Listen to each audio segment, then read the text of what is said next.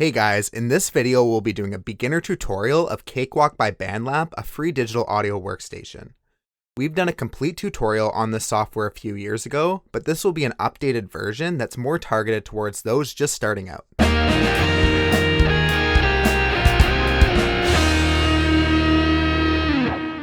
First, go to the Cakewalk by BandLab website.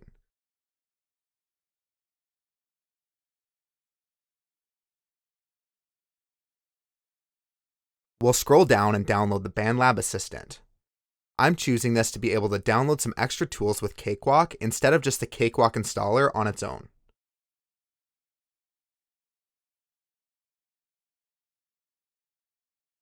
Launch the BandLab Assistant from your downloads to install it, then start up the program. From the BandLab Assistant, you'll need to make an account if you're using the software for the first time, or log in through one of your social media accounts. At the top, switch to App and select Cakewalk. Press the button in the bottom right to install the software. I recommend, even for beginners, to install it with the Studio Instrument Suite, and we'll be using this in our tutorial. Drum Replacer, Melodyne, and Theme Editor are found here as well and can be installed, but were covered in some of our other videos and use some more advanced features of this software.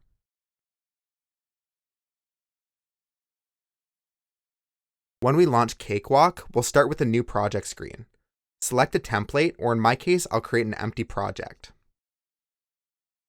The first thing we need to do is set up Cakewalk with whatever audio interface we have if we're using one. If you're not and you're planning on using virtual instruments only, you can skip this step. Once we're launched, I'll show you how to get into the settings. This is where we can set up our audio interface and MIDI controllers if we're using those. On the left side, start by going to Playback and Recording and change the driver mode to ASIO to allow for low latency. Then go to Devices, uncheck the default inputs and outputs, and select those for your audio interface. If you have multiple devices, you'll only be able to select up to one audio interface for the inputs and outputs, and the other devices are unselected since the software can only use one audio interface at a time. Now go down to MIDI devices and we can enable the USB MIDI controller since I'm using one from the AKAI MPK249 that allows for the keyboard, drum pads, and control surfaces to be used with our project. Last, we can go down to VST settings and tell Cakewalk what folder on our computer all the extra plugins we want added are, and that way we can use some free plugins that are featured on this channel and we know how to install them. Now let's jump back to our blank project.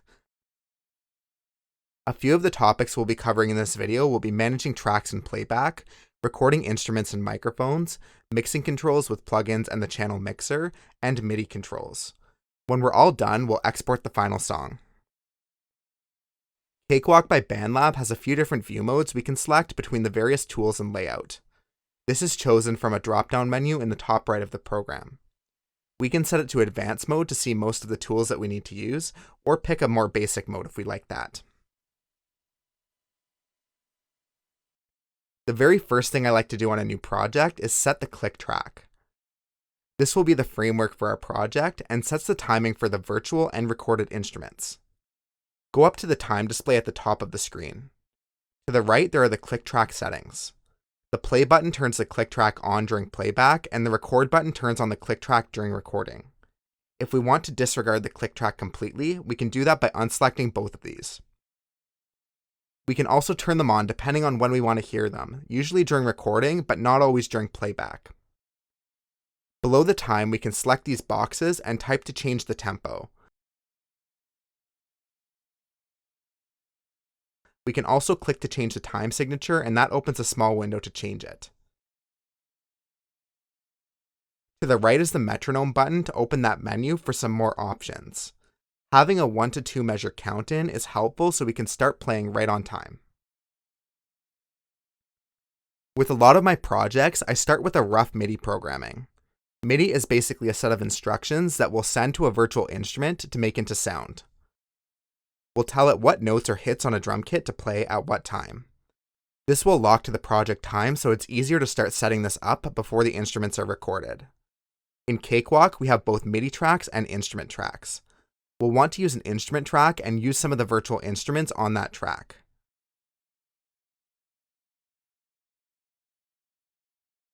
we'll use the SI instruments that we showed you how to install at the beginning of this video.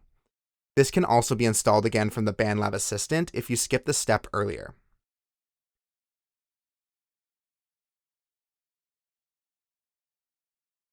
With the drum kit selected, we can now start to adjust the settings. If you want to hear the kit, you can click the various parts of the drum kit with the mouse. On the left side, we have the drop-down to choose the type of kit we'll use. I'll start with Aggressive Kit. All the components of the kit have a tune, pan, and volume control to adjust them individually. Once we have the sound we like, we can close this window.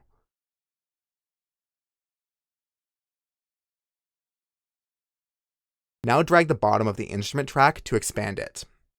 To get the instrument window back up, just click the keyboard icon directly to the left of the track name. Double-click on the instrument track to open the piano roll at the bottom. This is where we'll draw the notes to tell it to play. If we right-click on the piano on the left and select Use these note names instead to change it to General MIDI Drums, this gives us the name of all the kits instead of the piano. Here we can set it so that we can set the name of the drum kit to all the MIDI notes instead of the piano keyboard. The bottom right of the piano roll has zoom buttons, so we'll zoom in to work closer here. At the top, we can change the length of the note that we're using. We also need to change the snapping resolution. There's a snap target to the left of the transport we used earlier at the top of the screen. I'll set it to the smallest note duration that we need. Now at the top left of our screen, we can see the mouse tools. We can use the Smart tool for most things like drawing notes, moving notes, and deleting them. We just click to draw notes, hold and drag to move them, and hold and press the delete key to remove them.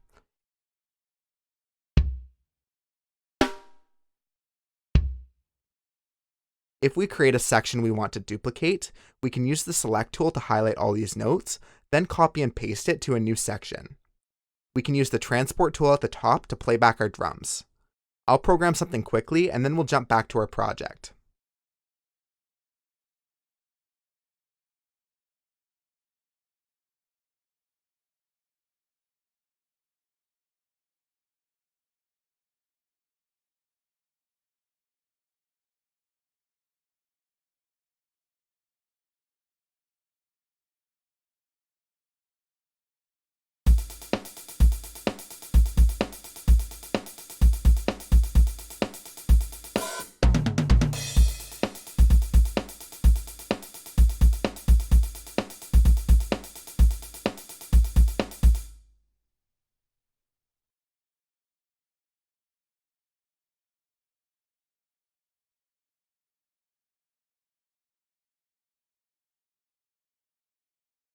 Closing out the piano roll, we can see there's a lot of little clips created here, mostly because stuff was copied and pasted.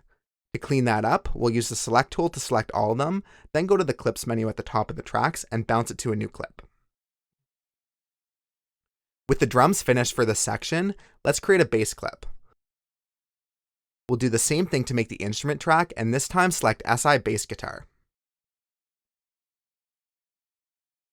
Same thing again here. We can select the bass sound we want to use, and I'll use hardcore, then we can adjust it by tweaking the sounds of it. From there, close the bass instrument, double-click the track again, and it will bring up a new bass clip. We'll draw out the notes just like we did last time. I wanted to show this with an instrument like bass, because now we're dealing with notes that have duration, and we can set all those as well. We just click to add the notes and drag them for the duration, and the snapping tools become a lot more important here as well.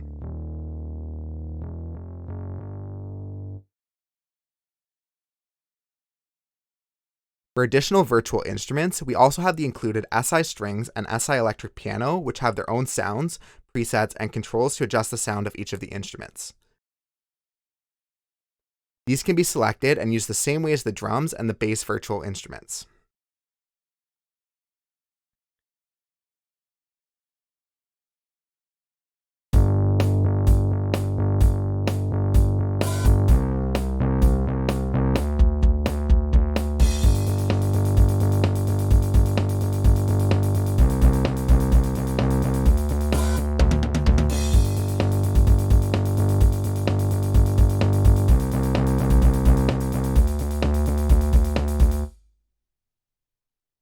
make our first audio track, right-click on the track section on the left and select Insert Audio Track. Drag the bottom of it down to expand it. Double-click the track name to rename it, and I'll call it Guitar. To the right, we have the Mute, Solo, and Record Arm buttons, and if we click those, it turns each of them on and off. Mute will make our track not play, Solo makes only that track play, and Record Arm tells us we want to record on this track when we press the record button for the project. Underneath, we see the I drop-down for the input. Click that, select your audio interface, and select the input that you plug the guitar into. From there, arm the track for recording with the red button. For this tutorial, I'll show you two ways to record the electric guitar. The first will be with a direct recording, where we plug the guitar into the audio interface, set the audio interface to instrument mode, and use a virtual amplifier in Cakewalk to simulate the sound of it running through an amp. The other option is recording the guitar with a microphone on an amplifier, or in my case, I'll run my hardware amp simulator, the Avid 11 rack, directly into my audio interface. Once we have our track armed, we can go to the top that shows the transport. The transport is used to navigate throughout the project. If you press the red button, it will start recording.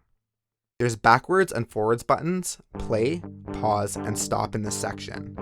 You can also navigate by clicking on the project timeline.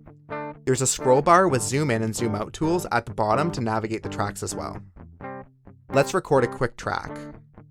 Once you're done, you can hit the spacebar to stop recording.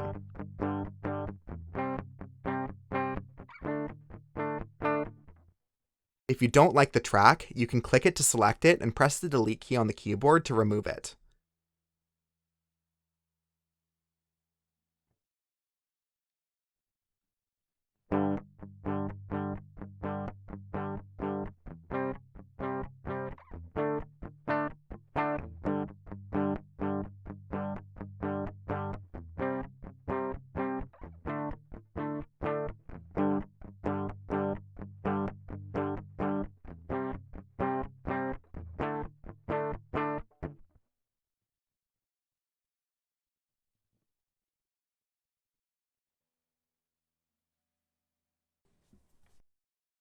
With the clip on the track, we can click and drag the ends to trim it, or slide it around by dragging it in the middle of the track.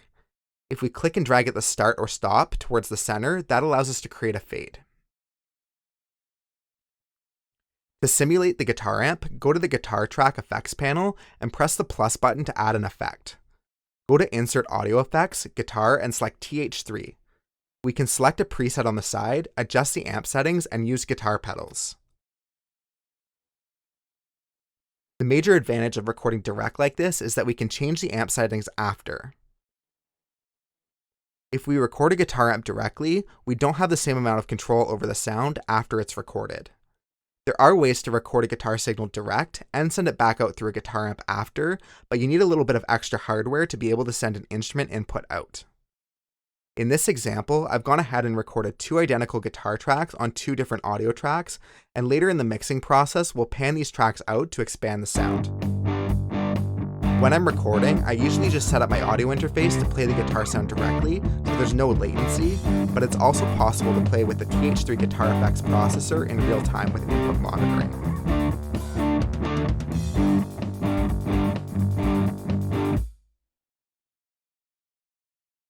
Another option I have for recording is the Avid 11 rack. This input will also work similarly to a guitar amp in that I'm recording a guitar signal that's already processed, but the 11 rack does have the option to record both a processed and a direct signal, that way we can reprocess it later. So you would just send the output from the guitar track back into the 11 rack guitar input by USB for reprocessing, then record it to a track. I won't be doing that in this video though because it's a little bit more complicated and not as applicable to most users. Basically, to set this up, I have to set the software to use the Avid 11 rack as the audio interface and record from its two stereo outputs. All the settings are adjusted on the unit itself, and I have to physically plug in my headphones to the Avid 11 rack to hear the process signal back. I recorded a quick stereo electric guitar lead track over top of everything. After we have our virtual electric guitar amp recorded, we can try recording a different instrument. As an example, I'll throw an acoustic guitar recording in here. We can do this with a single microphone or a pair of microphones using 2 inputs, but I'll do one for this video, making it a mono instead of a stereo signal. We have additional videos on this channel for recording acoustic guitar. To record this way, we just set up the microphone on a stand, connect it to the audio interface we're using with an XLR cable, and set up the preamp. I'm using phantom power and adjusting the level to get a loud signal without any clipping, that way we don't get too much noise. Again, we just create an additional audio track and name it the acoustic guitar. Then select the input, arm it for recording, and record at the transport. When we're done, just stop and trim up the clip to finish.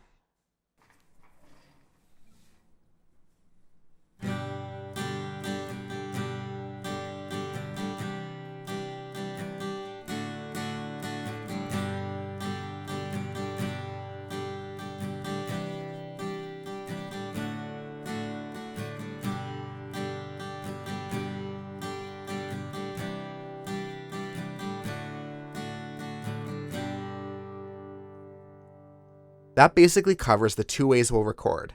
With the direct inputs, we can record direct guitars, bass, keyboards, and other synthesizers. With audio inputs, we can record a drum kit, acoustic guitar, electric guitar amps, and vocals. Other instruments can be filled in with the MIDI tools using various virtual instruments that can be added to Cakewalk. That covers the tracks I want to have in the mix so far. I'll play it all back with the levels reset to give you a starting point. All I've done to start is just decrease the master volume.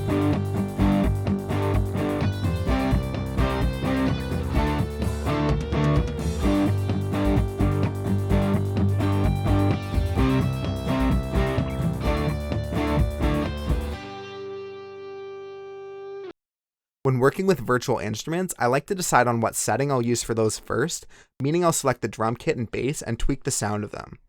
I changed both of those to something I like a little bit more. Since they're virtual instruments, they're made to sound pretty good right in the mix, right out of the plugin, so I'm not going to change much in this video. Some instruments will allow you to send out all the components like the kick and snare to separate audio tracks if you need to, and that way you can have unlimited control of the mix, but we won't do that for this video today. At the most basic level, our mix will start with a little bit of adjustments to the panning and levels of each of the tracks. With all our clips recorded, we go to the view menu at the top and switch to the console view and expand it upwards to increase the size on the screen, that way we can see everything now. I'll begin by just muting everything except the bass and drums. That forms the foundation of the mix and we want to adjust them to sound balanced. Generally, when I start like this, it's important to recognize that the track will become louder and louder as we add more instruments in. So if my bass is overpowering the drums, I like to bring the bass down rather than increase the drum volume unless the levels are very low to begin with. Working from the console view, we can see I have faders at the bottom to adjust the levels and a pan knob that adjusts the left and right position above that. The drums come out pre-mixed, but if you're recording a real kit, you would need to be adjusting the panning for each individual microphone. The bass should always stay centered. After that, we have the same mute, solo, record, and automation controls from earlier. Next, I'll bring in the rhythm guitars on their own. I'll start with just one of them, and this is the chance to play around with some of the settings in the TH3 plugin before we go too far. Keep in mind, the version included with Cakewalk is just a demo, so it doesn't have all the possible amps and effect options of the full version. I just changed the amp preset to start.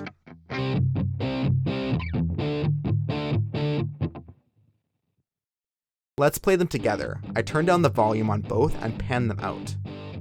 I pan the left out a little more so that way I can use the right side of the mix for my acoustic guitar later.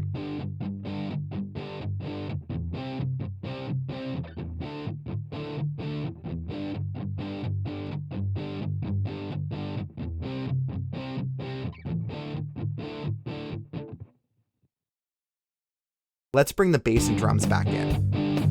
The most obvious issue here is the low end has a lot of crowding, and this is caused by my rhythm guitar invading the frequency space of the kick drum and the bass. We need to clean these frequencies out of the guitar a little to leave space for the bass and make them sound more distinct.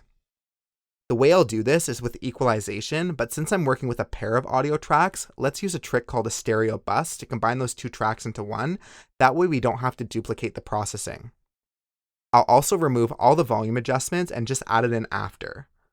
Once that's added, I rename the track to rhythm guitar, and I change the track outputs of the two rhythm guitars to the bus at the bottom.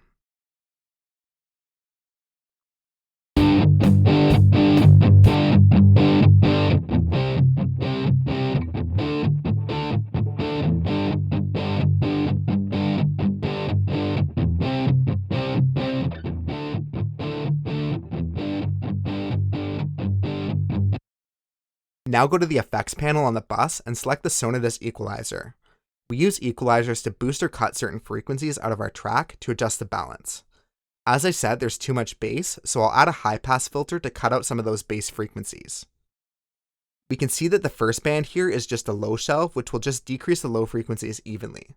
We want something that will cut the very low frequencies out more. That's why we're going to select a high pass filter. Then we select the frequency that it will cut off at.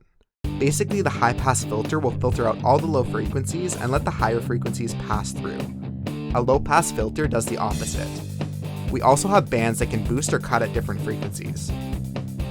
The frequency sets the frequency that the boost or cut applies at, the Q is the shape and width of the curve, and the gain is the amount.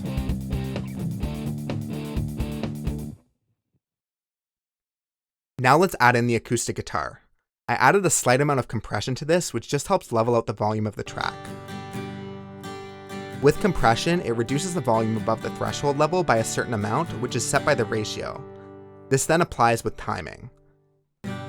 There's a delay when the compression applies after the threshold is reached, and that's called the attack time, and then the time when the compression stays on after dropping below the threshold is the release.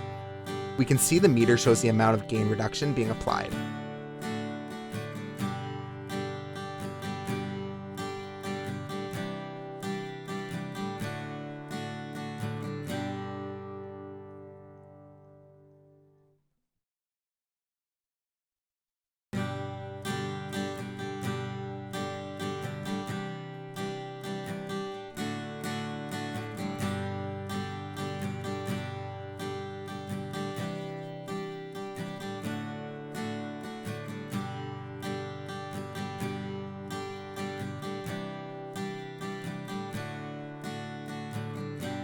I added a little EQ to also cut out some of the low end and bring out some of the highs.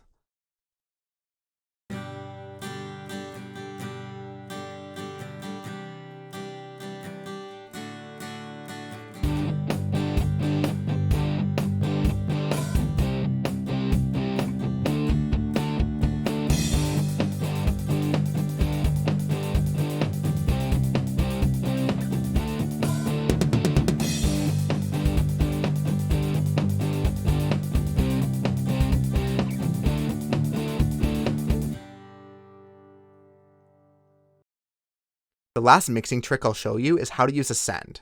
A send is similar to a bus in that you can send multiple tracks to it, but it's different because the original signal goes through both the master channel and the send.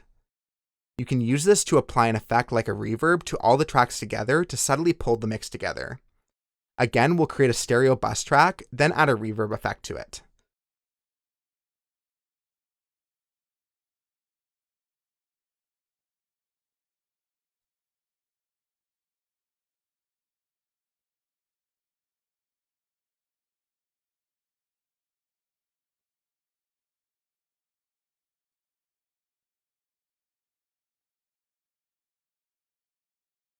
I'll set the reverb to 100% wet because the dry signal still goes to the master output. Then we can select to add the send to each track and adjust the volume we want to the send. Balance these out, but don't overdo it. Keep in mind this is applied before the faders at the bottom, so the levels won't be adjusted if we adjust the level of the faders. There's a lot of other tools like the Pro channel and various effects and plugins that are also included in Cakewalk by BandLab. You can also add basically an unlimited number of different instruments and plugins from third parties to the program, so it makes it quite powerful to customize it however you want.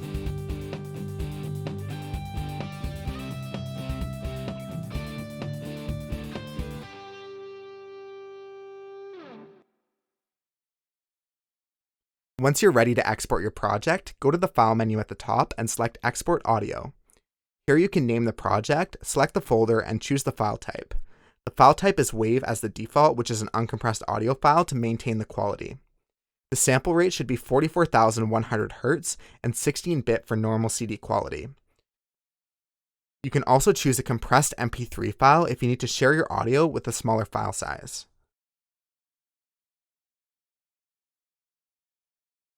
Thanks for checking out this video tutorial on recording music with Cakewalk by BandLab. If this video helped you out, don't forget to give it a like and subscribe to the channel for more content. You can also check out our full Cakewalk by BandLab tutorial for more details on how to use this software.